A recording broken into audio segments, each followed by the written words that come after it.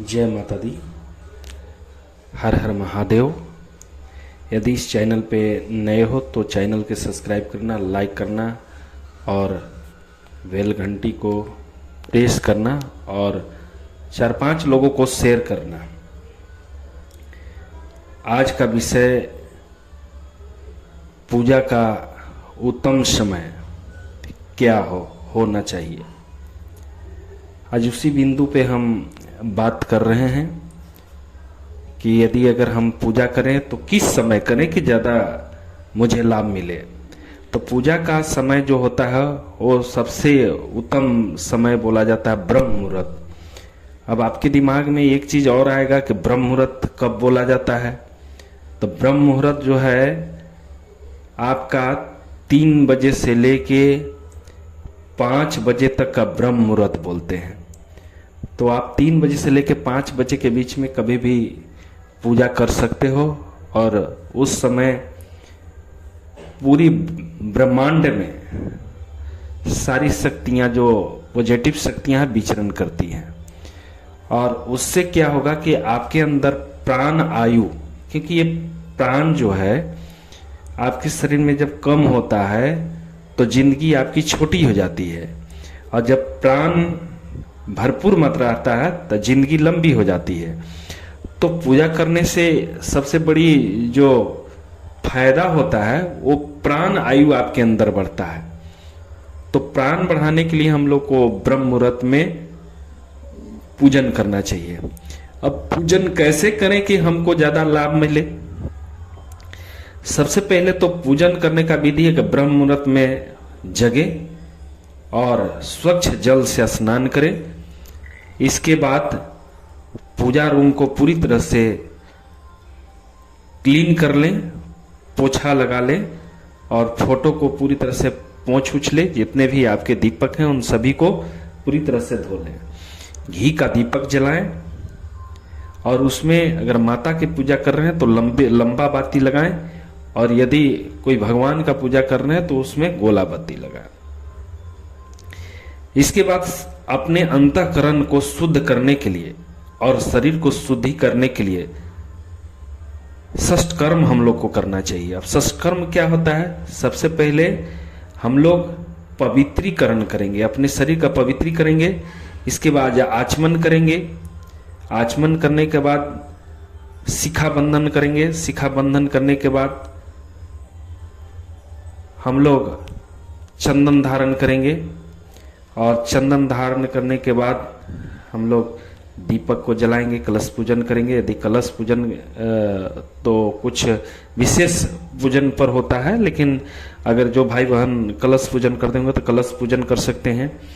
इसके बाद दीप को जला के दीप पूजन कर सकते हैं, धूप जला सकते हैं। यदि अगर आप कोई जाप करते हैं और तो जाप आप कम से कम मिनिमम 3 माला का जाप करें। या तो नवारण मंत्र से जाप कर रहे हैं, या तो गायत्री मंत्र से जाप कर रहे हैं, या तो बीज मंत्र से कोई जाप कर रहे हैं, तो कम से कम 3 माला और अधिकतम में कम से कम 11 माला। यदि आप ऐसा करते हैं तो पूजा में आपको विशेष फायदा दिखने को मिल जाएगा।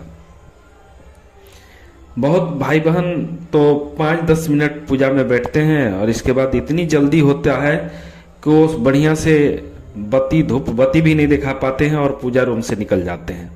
उन भाई बहनों के लिए मैं बोलना चाहूँगा कि आपको उसका बहुत लाभ नहीं मिल पाता है। पूजा रूम में कम से कम 10 मिनट, 15 मिनट, 20 मिनट बैठिए और प्रभु से अपनी संवाद प्रभु तक पहुंचाइए, तब आपको ऊर्जा मिलेगा। आपका मन कहीं और रहता है और पूजा रूम में सिर्फ आपका शरीर रहता है, तो ऐसे आपको ऊर्जा नहीं मिल पाएगा, प्राणायु बहुत कम मिलेगा।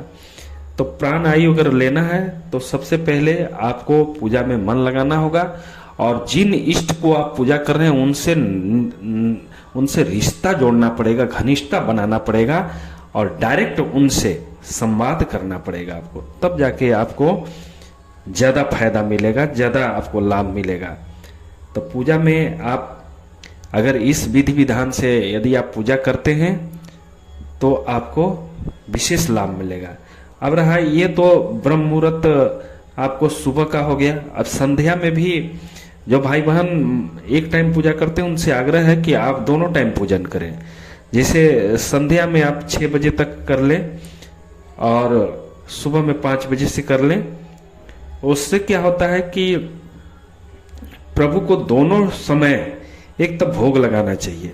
भोग प्रसाद से जितने भी हमारी शक्तियां होते हैं अति प्रसन्न होते हैं, उनको भोग प्रसाद हम लोग को देना चाहिए, लगाना चाहिए, क्योंकि वो कोई प्रसाद के भूखे नहीं है, लेकिन आपके भाव के भूखे हैं कि मेरे प्रति कितना कृतज्ञ है उनका, मेरे प्रति कितना श्रद्धा है, ये देखना चाहते हैं।